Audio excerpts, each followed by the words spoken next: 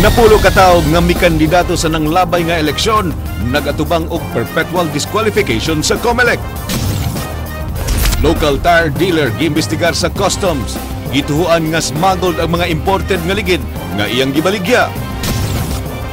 Random inspection gipahigayon sa LTFRB sa mga bus de pasahero. Usa ka balay naug daw sa sunog kaganihang buntag.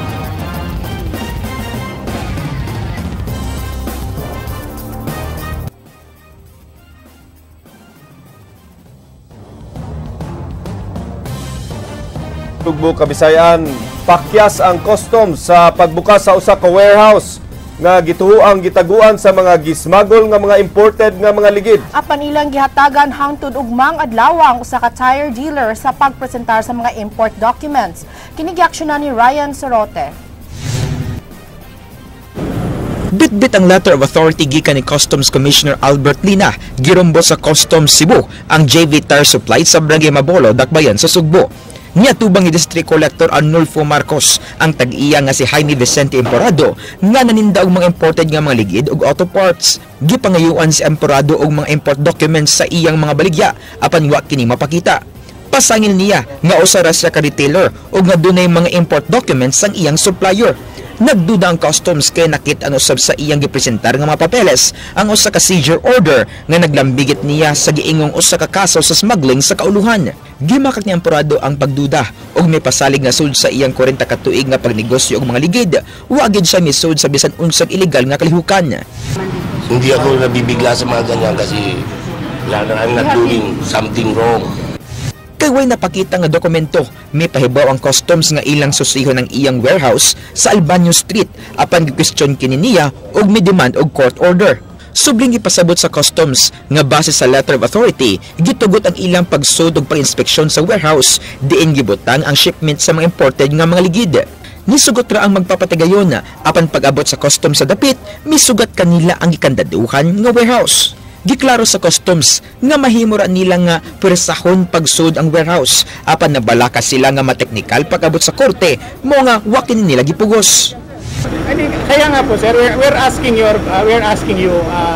'di ba? Diplomatic po yung ano natin dito. Kasi wala pa naman po kaming ina-accuse sa inyo. So we're just asking you na siyempre sir, if you're really according to you sir na talagang bayad naman to locally sourced, then wala po dapat kayong ikatakot sir, di ba?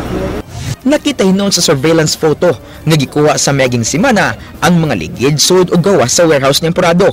Gisilihan na lang sa customs ang portahan sa warehouse samtang gitagalan kutob ugma si Emporado nga makapresentar og mga import documents. Kuno galing mapakyas kini ugma, mapugos ang buhatan sa pag-abli sa warehouse.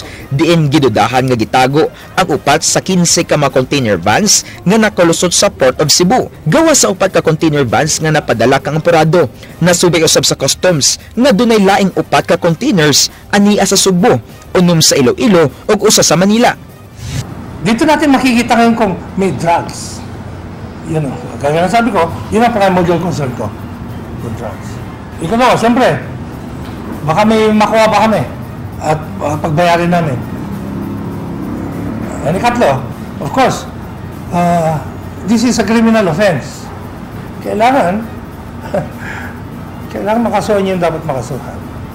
Ang mga container vans dunay sulod nga mga ligid og LED lights nga gikan sa Japan, Korea ug China.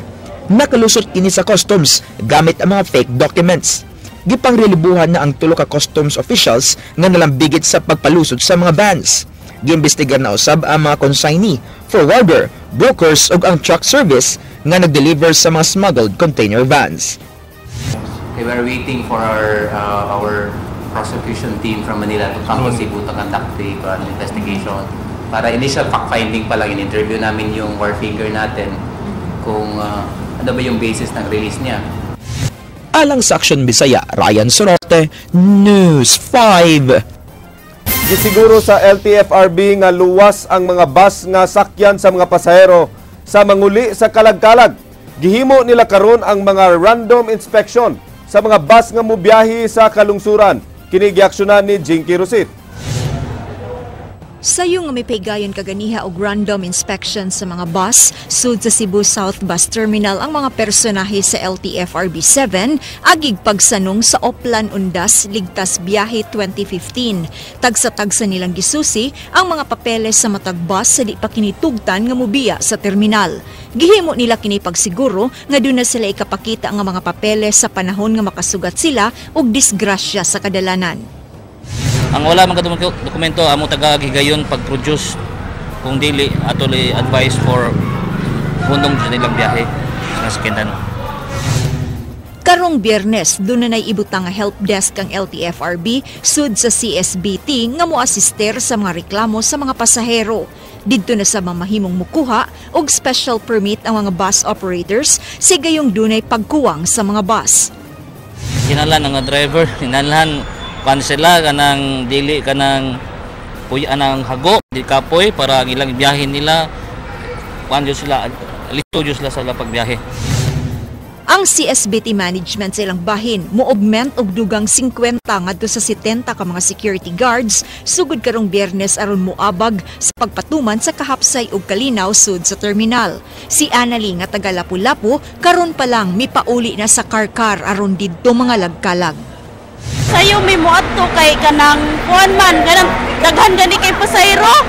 Oh, nya may nang sayo kay para dili magdinot anay. Tungod sa pagsugwak sa mga pasahero, dilauman ang pagsaka unya sa income sa maong terminal. Sa musunod nga mga adlaw, suruyon unya ni Governor Junjun Davide ang CSBT aron taon ang ubang kakuwangon niini. Kuyog nato nga ang mga katawhan nga mausod sa terminal dili kahit baglinyag sa gawas hinangyo nga kumahimo makasud ang tanan aron way taas nga linya nga makita dito sa gawas. Alang sa aksyon Bisaya, Jinky Rosit, News 5. Ang Department of Health mipahimangno nga ang mga tiguang ug mga bata dili angayan nga magdugay sa sementeryo karong kalag-kalag. Kinigiaksyonan ni Leslie Caminade Vistil. Mipahimangno ang Department of Health nga di magdugay ang mga bata og tiguang sud sa sementeryo. Likayan usab ang pagpamalit og pagkaon sa namaligya gawas sa sementeryo. Matud pa ni DOH 7 Director Jaime Bernadas, dili angay nga iapil sa pag-overnight sa sementeryo ang mga bata og tiguang tungod sa huyang nilang resistensya. Delikado usab sa mga bata og tiguang ang init kaayo nga panahon. Kaya mas vulnerable sila dito sa mga hazards dito sa mga ambulant vendors, di ba? Umanay bantayanan gud nato nga ang pagkaon ug ang tubig dito sa mga sementeryo adunay mamaligya nga di nato masyadong makontrol. Mitingon usab sa Department of Health ang mga sanitary inspectors alang sa pag-inspeksyon sa mga ambulant vendors nga namaligya og pagkaon sa sementeryo. Ang mga sanitary inspectors mo'y mususi kung limpyo ug safe ang gipamaligya nga pagkaon. Atong i-regulate ang mga mamaligya ay nga at least naka-seminar og food handling, sila adunay health certificate na makamao sila og unsaon kapot o pamaligya sa mga pagkaon o imnonon dito sa ato. Alang sa Aksyon Bisaya, Leslie Caminade Vistil, News 5. Napulo ka mga tao magkatubang og perpetual disqualification sa COMELEC. Sila di na mahimong mudagan sa bisan unsang public office. Ang report gisundan ni Jinky Rosit. Mukabat sa napulo ka mga kandidato gikan sa Sugbo ang gitakdang pasakahan og sumbong nga perpetual disqualification sa buhatan sa Commission on Election. Ang mga kandidato napakya sa pag-submit sa ilang Statement of Contribution and Expenditures sa nanglabing eleksyon niadtong tuig 2010 ug 2013.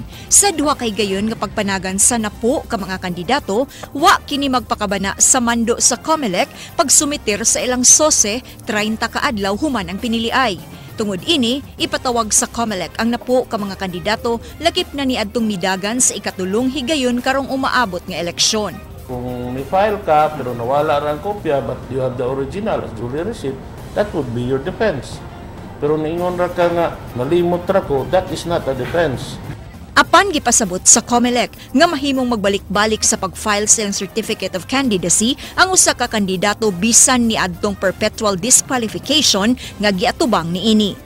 If later nakadaog sila, remove from office, pagkuman i-file another election mo, file na po sila si COC.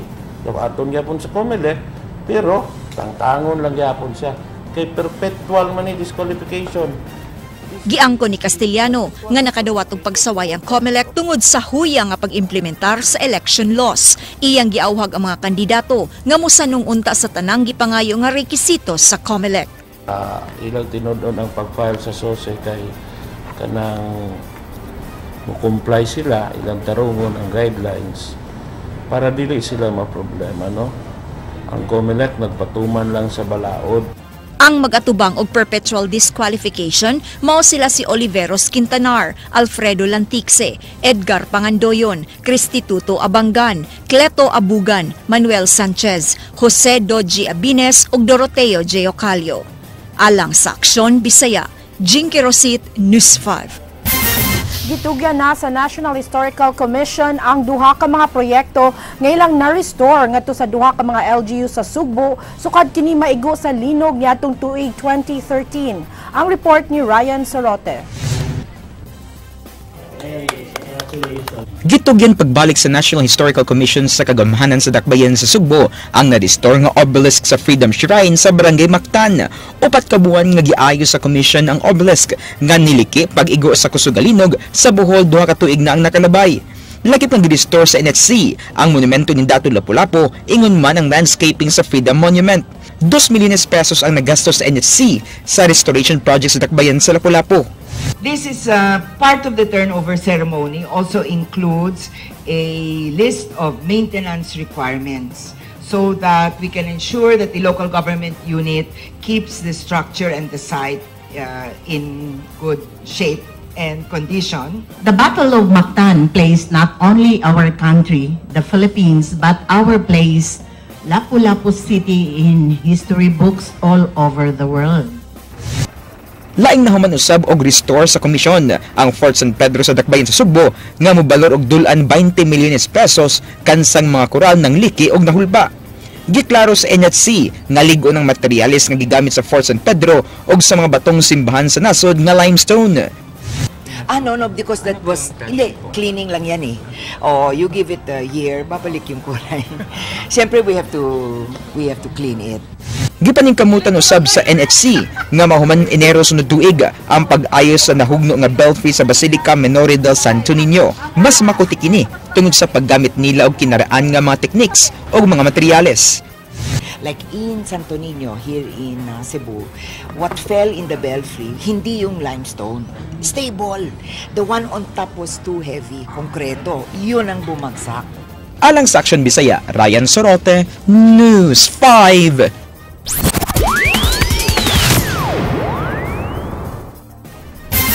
Ang madugong hitabo nga pagpatay sa usa ka uyuan sa duha niini kapag umangkon nakahatag og dili maayong impresyon sa Dakbayan sa Karkar. Kini gipadayag sa board member sa 1st District kinsa mihagit sa namunuan sa pagsumpo sa gidili nga drogas. Kini giaksyonan ni Jinky Rosit. Asa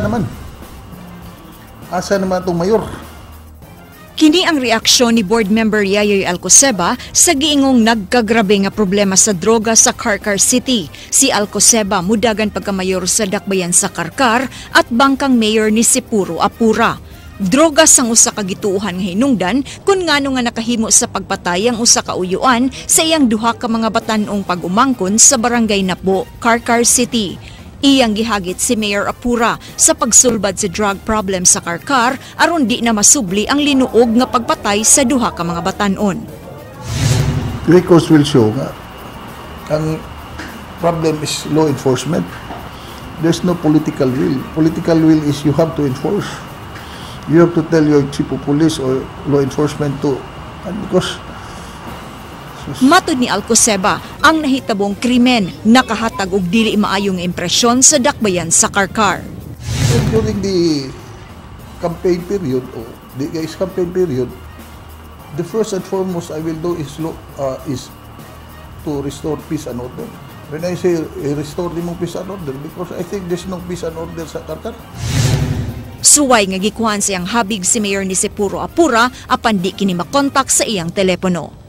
Alang sa Aksyon Bisaya, Jinky Rosit, News 5. Gi-question sa konsehal kung ngano nga mahal ang ibayad sa syudad sa ilang labayanan og basura sumala sa proposed supplemental budget. Apan ang pangutana matubag unta kun matuki sa konseho ang proposed supplemental budget sa Dakbayan.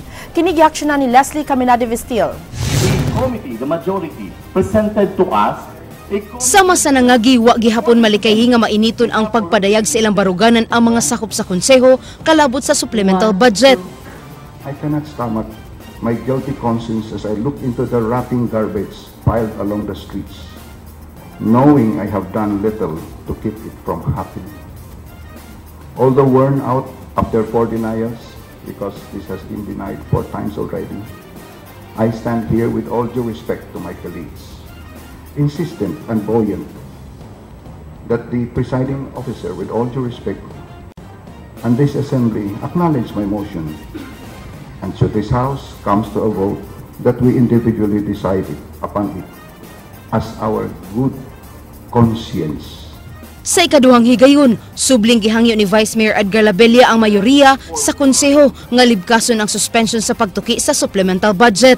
Please, fear no more, because with the junking of the TRO filed by a certain Romulo Torres would mean that this council may now move on to more important matters like the delivery of the city's basic social services. I would say that the battle has been won, but the war is not over. Sama sa pangagpas sa kadaghanan, pildi gihapon ang mga sakop sa Team Rama sa konseho sa butasyon batok sa mga konsehal nga sakop sa BOPK. Questions on the executive's management efficiency are not out of place. But questions of their suspicious motives are also not completely irrelevant. Isip tubag sa privileged speech ni Vice Mayor Labella, gi-question ni Konsehal Mary Ann de los Santos ug kun nganong nagkuwang og budget sa syudad aron ibayad sa labayanan sa basura. Mato ni de los Santos, mikabat og 50 milyones pesos ang initial funding sa syudad. Matud pa niya, ang ngayan nga ipatinaw sa Executive Department sa Katawhan kun ngano nga miabot og 87 milyones pesos ang gigahin alang sa tipping fee sa basura. The executive should explain to the people the motive behind the move. In fact, on September 3, 2015, bidding was opened for the 15 million allocation in resolution number 13-3054-2015. There was already a winning bidder. In the natural course of things, the winning bidder should have received the allocated fund, do its job, and collect the garbage in our city. But why do we have uncollected garbage all over the place? What happened to the winning bidder? Whatever happened to the 50 million allocation for garbage tipping fees in resolution number 13-3054-2015? This is an elephant in the room that the executive and allies are hiding. Apan mato ni Konsehal Jerry Carillo, matubag unta ang mga pangutanan ni De Los Santos kung ilang matuki ang proposed supplemental budget sa Dakbayan. And in the proposed ordinance, Mr. Chair, that's why I cannot fathom the reason why they are now delivering a privileged speech which questioned the 87 million when in their proposed ordinance it is included. In their committee report, they have not deleted the 87 million. Precisely, Mr. Chair, time and again I was trying to impress in this delivery council that we discuss the ordinance. Mr. Chair, let me finish. Alang sa Aksyon Bisaya, Leslie Caminade Vistil, News 5. DOH ug EMB7 nagtuo nga dili lang haze mo hinungdan sa mga respiratory illness apan lakip na ini ang grabing polusyon nga nasinati karon sa Sugbo tungod sa nagkadaghan nga sakyanan. Kini ang report ni Leslie Caminade Vistil. Subling gipresentar kaganiyang buntag sa kadagkuan sa Department of Health, Environmental Management Bureau ug pag-asa ang ilang monitoring sa nakalabayng adlaw. Ilang giklaro nga hinay-hinay nang nahilis ang haze sa Sugbo tungod sa hanging amihan. Ilang giklaro nga hinay-hinay nang nahilis ang haze sa Sugbo tungod sa hanging amihan. Apan giklaro sa DOH nga usa sa naghatag og dakong epekto sa pagbaton og sakit sa baga mao ang grabing polusyon nga nasinati sa Sugbo karon. Base sa Environmental Beta Attenuation Monitoring Equipment sa EMB, misa ka og 315 microgram per cubic meter ang particulate matter, din lapas kini sa allowable measurement nga 75. Awhag sa DOH ngadto sa adunay sakyanan nga kun mahimo, minusan lang ang paggamit niini aron makatabang sa pagminus sa abog nga mahanggab sa tawo. Kanunay na anaa sa atong hangin, kahanginan. Nga naman, these are all man-made pollution na kita mismo ang nagmugna. Ato lang kinikarong hisgutan tungod kay natay makita nga smog, natay makita nga aso, o natay makita visible to the eyes. Mura nga ni-highlight ang atong concern. Pero dapat kita ma-concern ni ini kada adlaw. Kay kada adlaw kita mismo naghatag og pollution sa atong environment, pinagi sa atong mga sakyanan. Awhag ni Bernada sa publiko nga di magpanik ug magbinantayon kanunay kadtong dunay gihambin nga respiratory illness, mas maayo nga di kanunay mugawas sa balay aron makalikay sa paggrabe sa sakit. Ang most vulnerable population sa wala pa pud ning haze, aduna na kana sila'y mga pieces of advice nga gihatag sa ilang doktor. Dili lang taangay ni ini nga mabalaka o magpanik.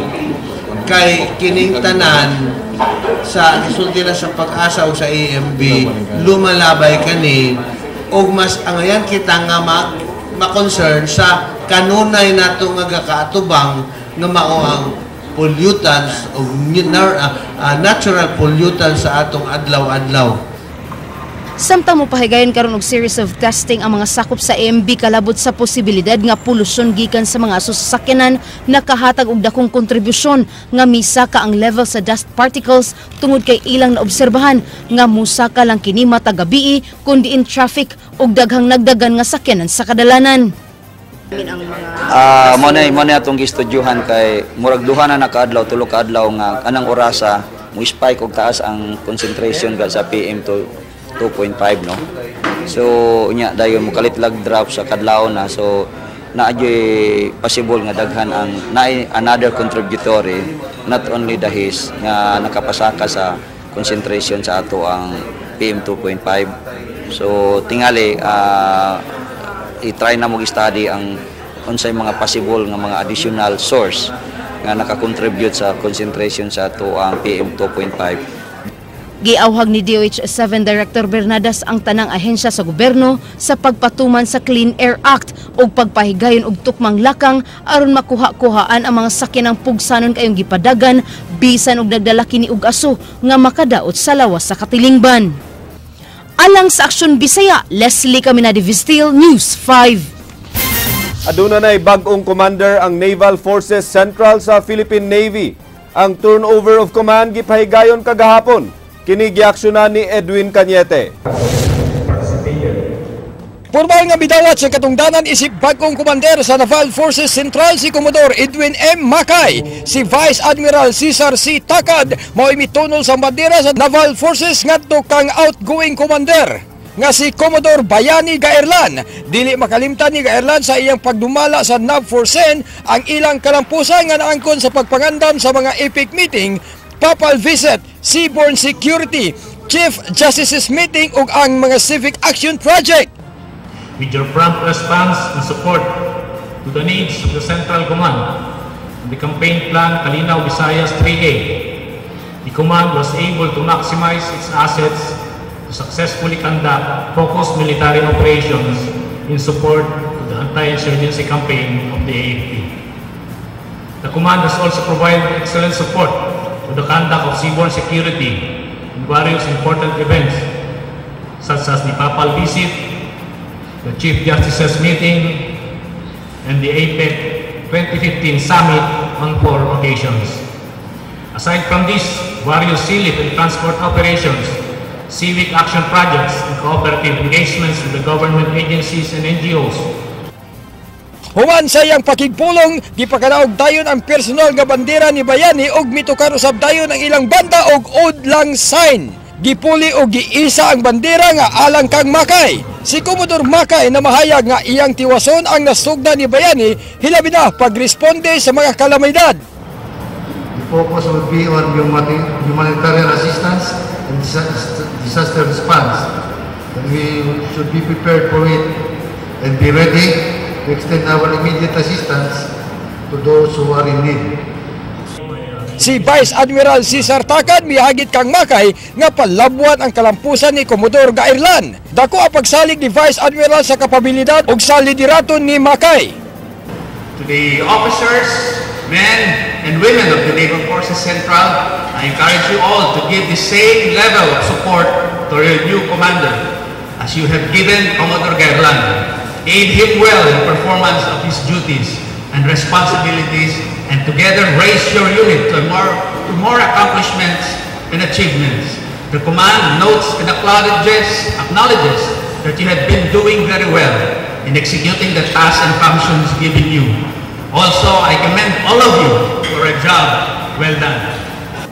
Ang turnover og kaman gipaygayon sa ika-38 katuig kasumaran sa Naval Forces Central. Atol sa kalihukan gipasidunggan usab ang mga sakop sa Navy o mga civilian. Lakip sa gipasidunggan ang mga pribadong organisasyon nga nakaabag sa organisasyon sa ilang gihimo nga mga operations. Gidawat usab ning inyong tigbalita ang Certificate of Recognition sa TV5 agig pagsuporta sa mga kalihukan sa Navy. TV5 Certificate received by Mr. Alang sa Aksyon Bisaya, Ed Cañete, News 5. Gipahibaw sa Provincial Comelec Office nga nag-anam na og karaghan ang mga butante nga nagparehistro sa biometric system. Gibanabana sa Comelec nga mikabat na lang og 3% sa mga butante sa Sugbo ang wala makaparehistro sa biometric system sa Comelec. Ang wa makabutar ni adtong 2010 ug 2013 automatic nga ma-deactivate sa ilang sistema. Subling nanawagan ang Comelec sa mga nahabilin nga mga butante nga magparehistro na aron makabot sa deadline karong October 31. Could manage, kaya raman siguro, pero definitely during sa last 2 days kung daghan pa pag-ayo, wa na gyud mi mahimo kay.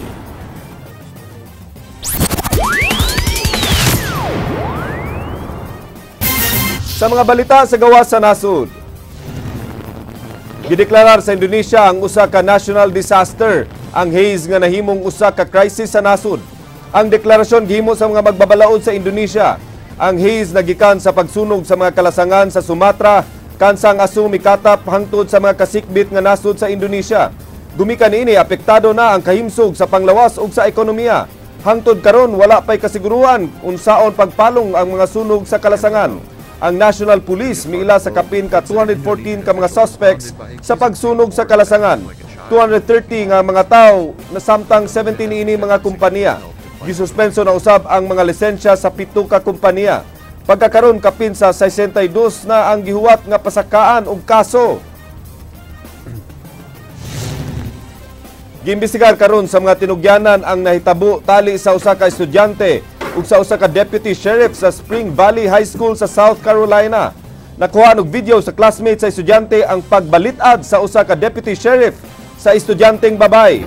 Ang 16 anyos nga estudyante nagdumili sa pagtindog ug sa pagbiya sa classroom human masakpi sa ilang math teacher nga migamit sa iyang cellphone.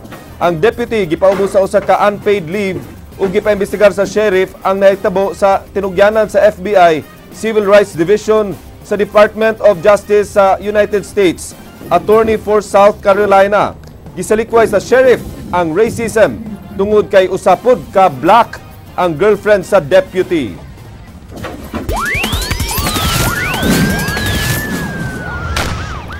Balay sa nanag-iya o eskwelahan sa barangay Inayawan na sunog. Wa maibot nga appliance may posibleng hinungdan sa pag-ulbo sa kayo. Aksyon gisundan ni Ray Pasaporte.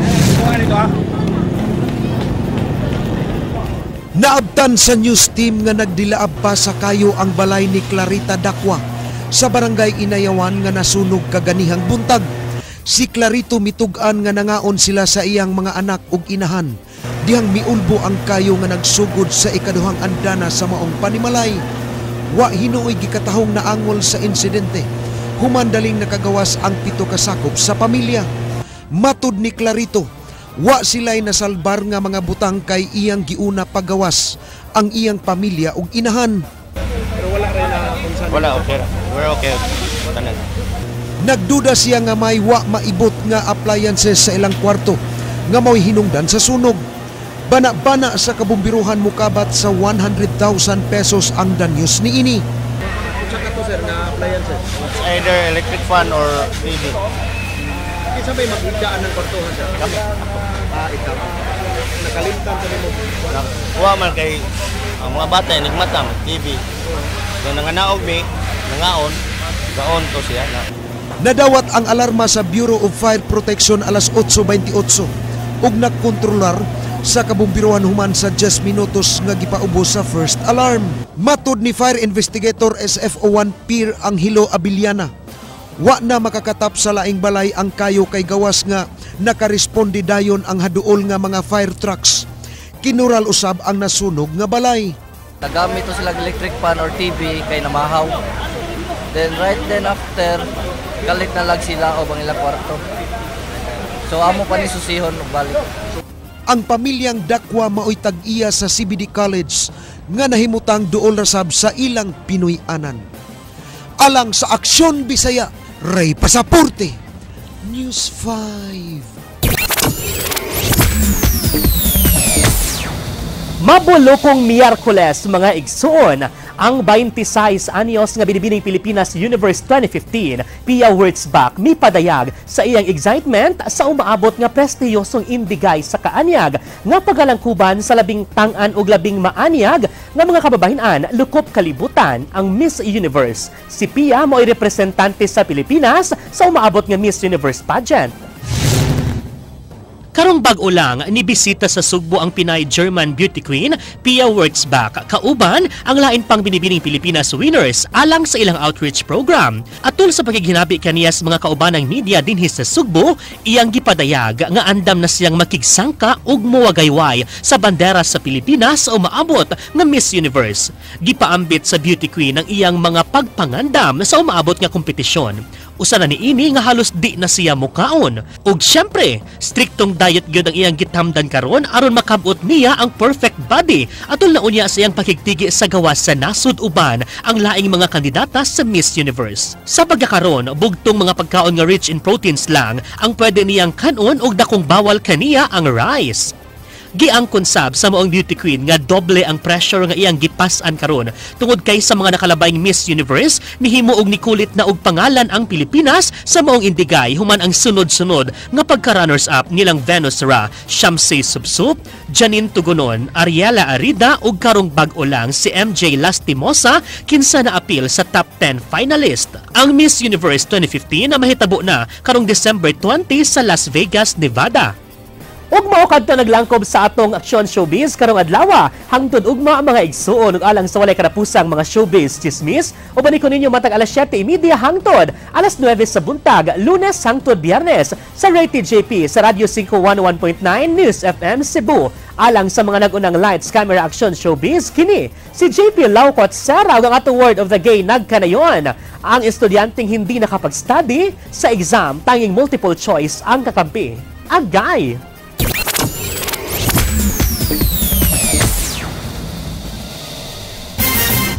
Mao kadto ang mga balita sa Aksyon Bisaya. Ako si Glenn Soco. Mga balita nga pundasyon sa ligdo nga opinyon ug konkretong solusyon. Ako sad si Georgia Herrera. Bisan asa, bisan kanusa. Kapatid, kay di lang kutob sa balita. Aksyon!